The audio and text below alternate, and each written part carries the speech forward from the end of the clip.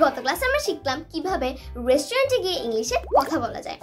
আজকে ক্লাসে আমরা শিখব কিভাবে ছুটির দিনে কি করব এটা নিয়ে ইংলিশে কথা বলা যায়।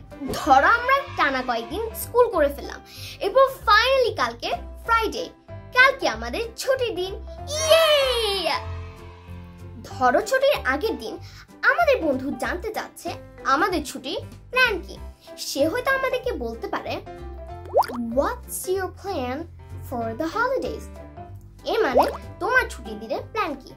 ধরো আমরা ছুটির দিনে আমাদের ফ্যামিলিকে নিয়ে চিড়িয়াখানায় যাব, তাহলে আমরা বলতে পারি We will be going on a picnic at the zoo.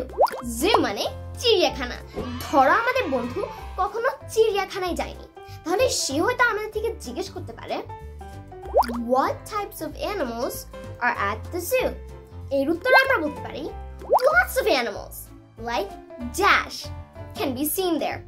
এখানে এই ড্যাশের জায়গায় আমরা বিভিন্ন পশু পাখির নাম বসিয়ে দিতে পারি। ধরো আমরা জানতে চাচ্ছি আমাদের বন্ধুর ছুটির দিনে প্ল্যান কি, তাহলে এটা যদি আমরা ইংলিশে বলতে চাই আমরা শর্ট করে বলতে পারি What about your plans? এর উত্তরে সে হয়তো বলতে পারে I will be going fishing with my dad in the morning. এর মানে আমি আমার আব্বুর সাথে সকালে মাছ ধরতে যাব। তাহলে ধরো আমরা জানতে চাইলাম সে কোথায় যাচ্ছে, তাহলে সে হয়তো বলতে পারে We will be going to a nearby park.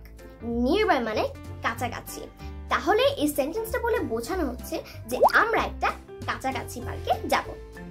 মনে করো সে আরো অ্যাড করলো Later we might go watch a movie.